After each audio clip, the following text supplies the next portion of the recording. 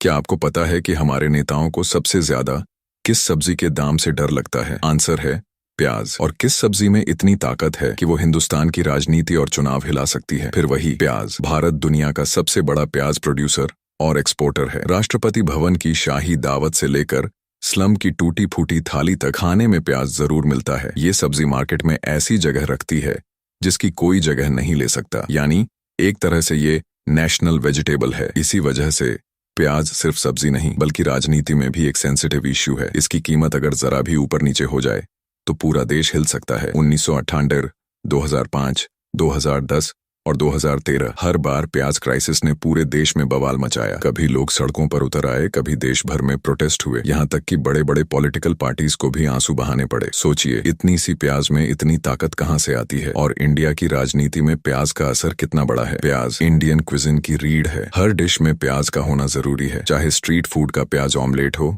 या समोसे कचौरी में डली बारीक कटी प्याज या फिर रेस्टोरेंट्स की शाही डिशेज, सब जगह प्याज मेन रोल निभाता है। अगर आपने कभी स्ट्रीट फूड वाले वीडियो देखे हों तो आपने नोटिस किया होगा कि आखिर में तवे पर पक रही सब्जी या करी पर गरम मसाला और प्याज डालना ऑलमोस्ट कंपलसरी है। यहाँ तक कि स्क्रीन के इस पार बैठे लोग भी उसकी महक महसूस कर लेते हैं, इतनी स्ट्रांग कि आंखों में आंसू ला दे। इंडिया में बिना प्याज के खाना उतना ही अधूरा है जितना बिना लहसुन के चाइनीज नूडल्स या बिना टोमेटो सॉस के अमेरिकन फ्रेंच फ्राइज। एक बार किसी ने ऑनलाइन लिखा, मैं चिकन करी बनाना चाहता हूँ लेकिन प्याज बहुत महंगा है, क्या प्याज के बिना बना सकता हूँ? उस पर जवाब आया, प्याज इंडियन खाना के लिए वही है जो इंसान के लिए ऑक्सीजन। बिना ऑक्सीजन सांस ले सकते हो। लेकिन सवाल ये है, प्याज ही क्यों? इंडियन लोग प्याज से इतना लगाव क्यों रखते हैं? असल में इंडिया ट्रॉपिकल देश है। गर्मी में जब पूरा देश तंदूर जैसा तपने लगता है तो इंसानों की भूख भी उड़ जाती है। ऐसे में लोग खाने की इच्छा बढ़ाने के लिए प्याज खाते हैं। रिसर्च बताती है कि प्याज में मौजूद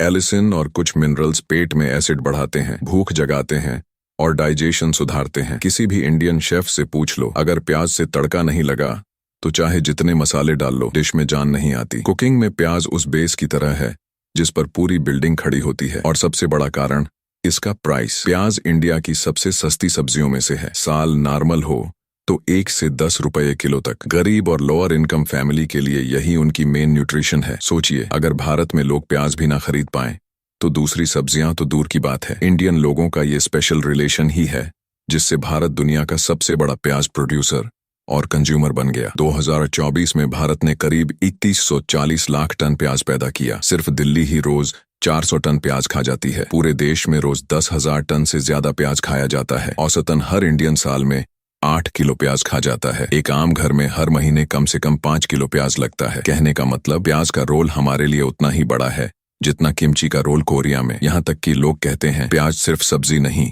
ये एक इमोशन है। ये थी प्याज और राजनीति की असली कहानी, जहाँ एक छोटी सी सब्जी भी पूरे देश का मूड बदल सकती है। प्याज को अक्सर एक साइड इंग्रेडिएंट समझा जाता है, लेकिन ये वही चीज है जिससे कोई भी रेसिपी अधूरी रहती है। लोग इसे छोड़ नहीं सकते, यानी दूसरों के लिए खुद को कुर्बान कर देने वाली एकदम सिंपल पर ग्रेट स्पिरिट। प्याज सिर्फ एक सब्जी नहीं बल्कि इंडिया की नेशनल वेजिटेबल है। इतना ही नहीं, कई बार इसने सीधे पॉलिटिक्स में घुसकर चुनाव का खेल बदल दिया। प्याज और खेती की चुनौती, ये फसल बहुत नाजुक है। ना ज्यादा सूखा झेल सकती है, ना ज्यादा बारिश। इंडिया में मौसम ठीक होते हुए भी कई बार सूखा, बाढ़ और मॉनसून गड़बड़ी सब कुछ बिगाड़ देते हैं। तो प्रोडक्शन पूरी तरह से मौसम की मर्जी पर टिका होता है। अगर प्रोडक्शन गिरा और सप्लाई घट गई तो दाम आसमान छूते हैं। और तब सबसे ज्यादा टेंशन जनता को नहीं, सरकार को होती है। टमाटर और प्याज जैसी सब्जियां अगर महंगी हों तो विपक्ष इन्हें तुरंत हथियार बना लेता है। ये जनता का सीधा गुस्सा सरकार पर डाल देती है। प्याज क्राइसिस और राजनीति, ऐसा ही एक बड़ा संकट 1969 में आया। मॉनसून बिगड़ा,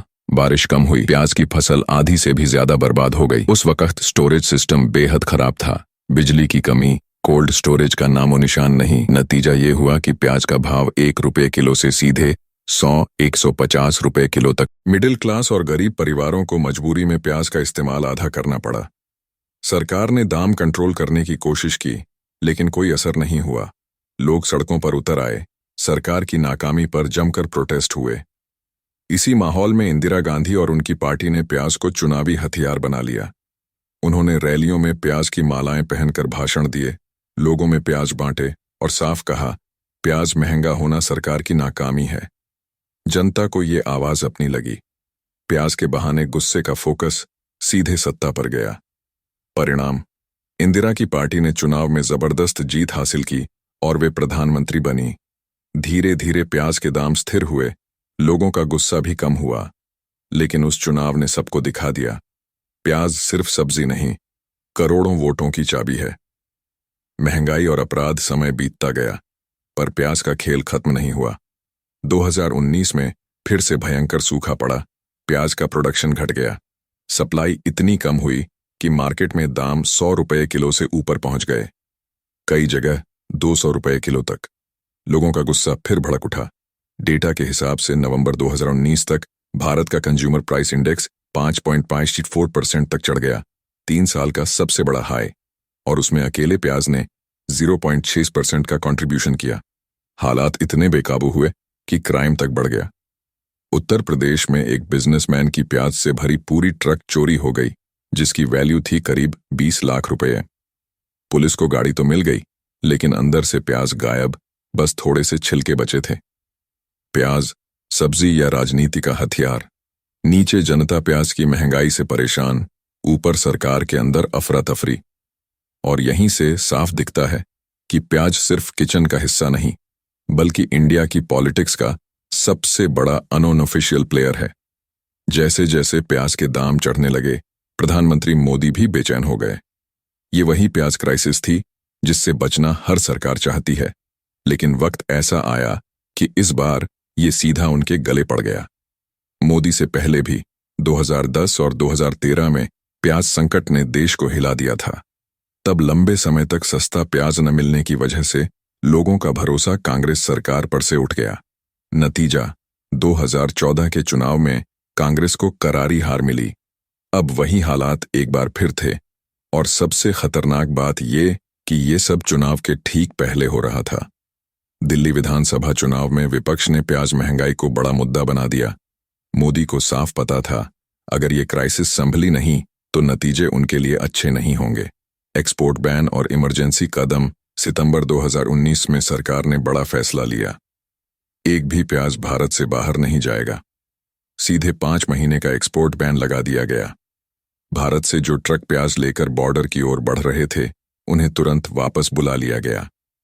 इससे संकट सिर्फ भारत तक नहीं रहा, बल्कि बांग्लादेश, नेपाल जैसे पड़ोसी देशों तक फैल गया, जहां प्याज का दाम अचानक आसमान छू गया। स्थिति संभालने के लिए भारत ने यहां तक किया कि टकराव के बावजूद तुर्की से समझौता कर 11,000 टन प्याज इंपोर्ट करने का कॉन्ट्रैक्ट किया। लेकिन इसके बावजूद जनता का गुस्सा शांत नहीं हुआ। विपक्ष ने मौके का फायदा उठाया और प्याज महंगाई को सरकार की नीतियों से जोड़कर लोगों में अविश्वास फैलाने की कोशिश की। प्याज प्राइस कंट्रोल सरकार ने एक्सपोर्ट बैन, स्टॉक रिलीज और प्राइस कंट्रोल जैसे इमरजेंसी टूल्स अपनाए। नतीजा ये हुआ कि प्याज का दाम जो 100-150 रुपए किलो तक पहुंच गया था, धीरे धीरे 40-50 रुपए किलो तक गिर गया। कुछ समय के लिए आम आदमी की टेंशन कम हुई। फसल की नई खेप आने पर मार्केट फिर से स्थिर होने लगी, दाम धीरे धीरे नॉर्मल लेवल पर लौटे। लेकिन ये तूफान खत्म होकर भी एक सवाल छोड़ गया, क्या हर बार प्याज संकट को ऐसे ही टाला जा सकता है? प्याज सब्जी नहीं, पॉलिटिकल इंडिकेटर सोचिए। जब एक आम भारतीय की डेली इनकम करीब 200 रुपए है, तो प्याज पर ही खाने का लगभग 8% खर्च हो जाता है। ऐसे में प्याज सिर्फ सब्जी नहीं, बल्कि देश की सामाजिक स्थिरता का पैमाना है। इसका दाम बढ़े या घटे, सीधा असर लोगों की जिंदगी पर और सरकार की पॉपुलैरिटी पर पड़ता है। यही वजह है कि जब प्याज महंगा होता है, सरकार के लिए ये किसी बड़े दुश्मन से कम नहीं लगता। और इसीलिए लोग मजाक में कहते हैं, भारत को हराने के लिए कोई बड़ी ताकत नहीं चाहिए, एक प्याज ही काफी है। तो दोस्तों, ये वीडियो यहाँ पर ही खत्म होती है। तो फिर मिलते हैं किसी और एक नए वीडियो टॉपिक पर। और यदि आप ऐसी नॉलेजेबल वाली वीडियोस देखना चाहते हो, तो हमें सब्सक्राइब करना ना भूलें। और हाँ, आप हमें कमेंट करके बताओ कि आप ये वीडियो कहाँ से